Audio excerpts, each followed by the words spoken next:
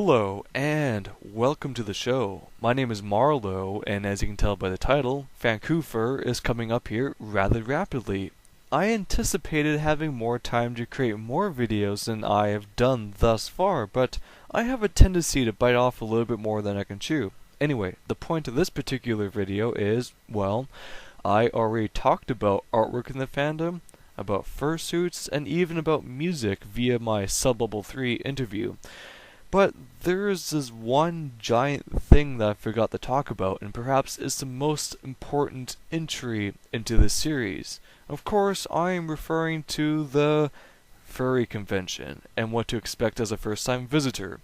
Much in the same way how complex artwork is in the fandom, and how complex fursuits are, and their stigmas, and even about music, conventions are a huge topic to fully discuss and comprehend, especially in a convenient, less than 10-minute YouTube video. However, I'll do my best to go over the most important keynotes and observations that I've personally discovered over the many years and past conventions that I've attended to.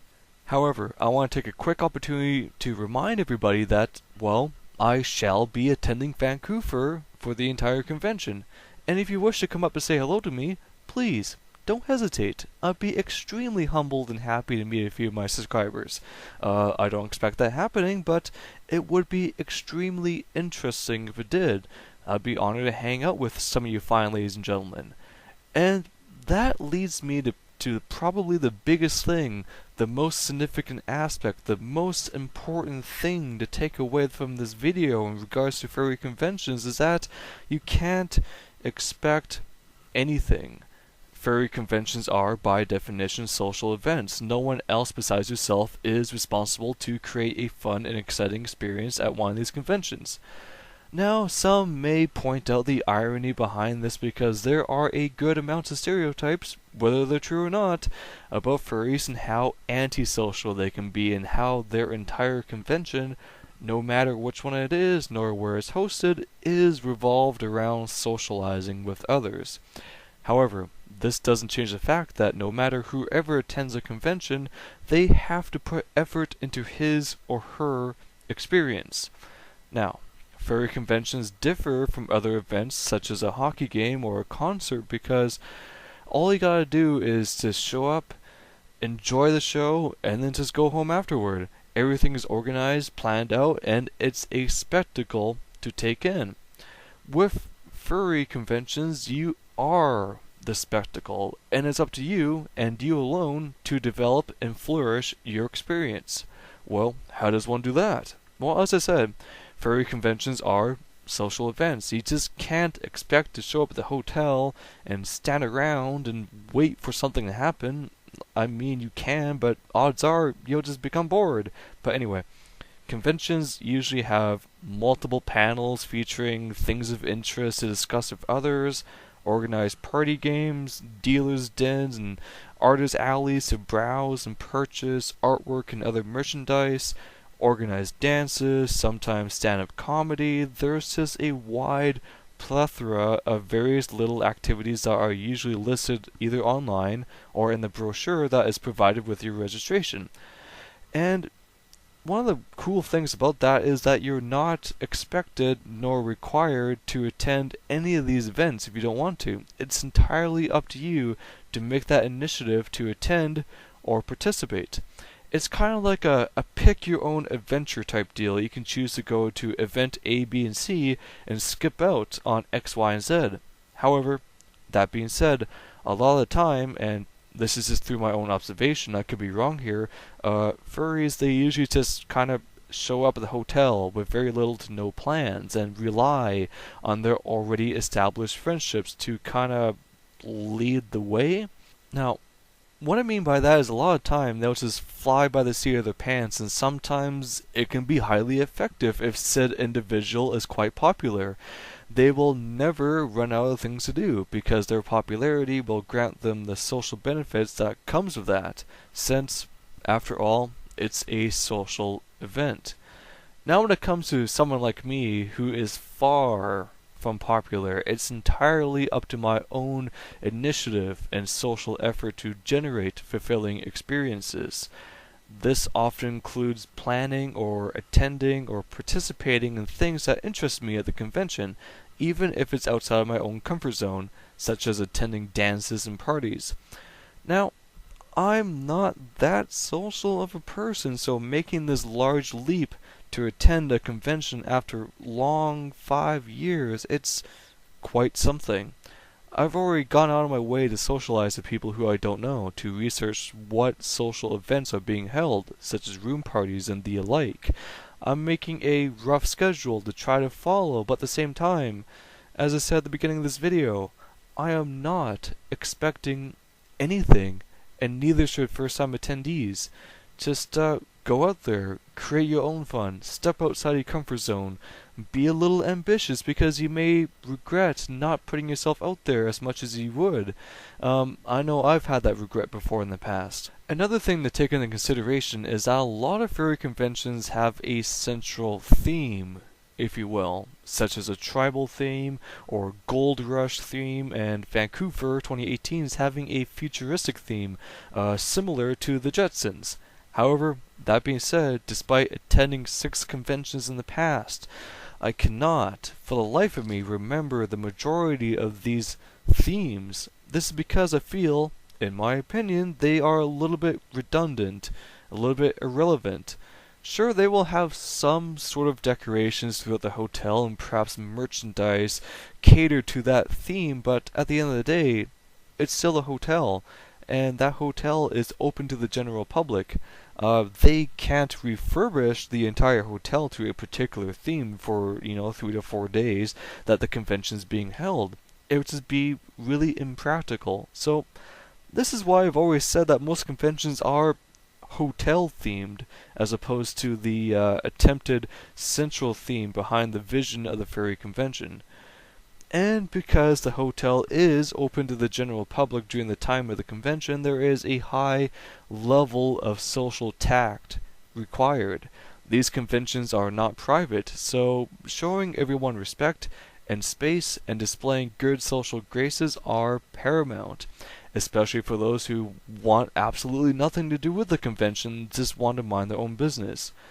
I mean, you can do whatever you want in the privacy of your hotel room at the convention as long as it's legal and no one's getting hurt. I don't even want to think of examples. Regardless, there will be strangers and curious people and awkward stares and stink eyes and all that sort of stuff, and you just have to either let it roll off your shoulder or embrace it with a positive attitude. And that leads me to another thing. Because furry conventions are social events and they are open to the public, through my observations, there is this sort of happy-go-lucky positive attitude front, if you will. I think a significant amount of attendees embrace this sort of positivity, whether it's genuine or not, so they can exhibit good impressions not only about themselves but also any separate costume play character that they may portray, or even vendors who are trying to sell their business, so on and so forth. And this positive front, again, whether it's genuine or not, it has a domino effect, and it's spread out through the entire hotel. Also, people are just there to get away from their mundane work lives and just to have a little bit of fun.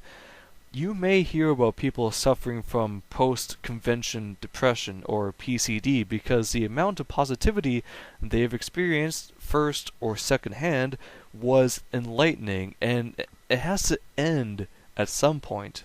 We're here for a good time, not a long time.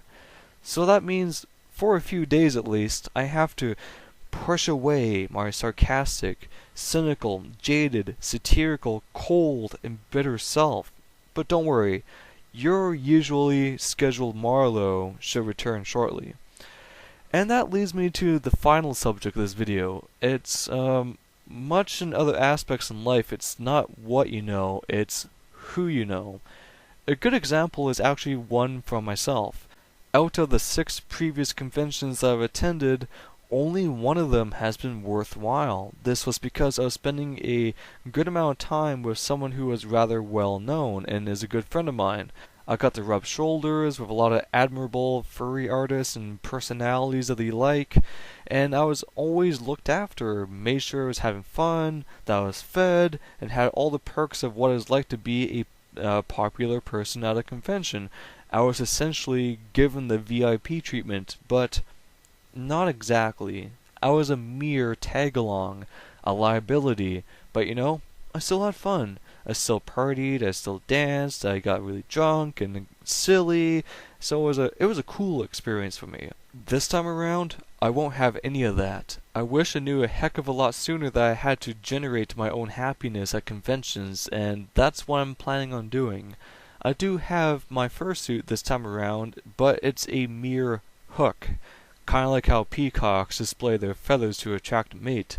Sure, my suit is interesting and it's a feat of craftsmanship, but the suit doesn't define who I am. I just have to go out of my way to be this fun and positive individual. I have to dig down deep, really deep, grab a hold of a tiny little blob of positivity that I have and to stretch it beyond its limits just to have an enjoyable time at this social event. It's definitely outside of my comfort zone, but I want to give it the college try. So, to recap quickly, furry conventions, they are social events to which you are responsible for your own happiness and enjoyment. This means you actually have to become social and to attend or participate in social events. It's also hosted at a public hotel and filled with all walks of life and personality. It's a chance to make your own personality shine through.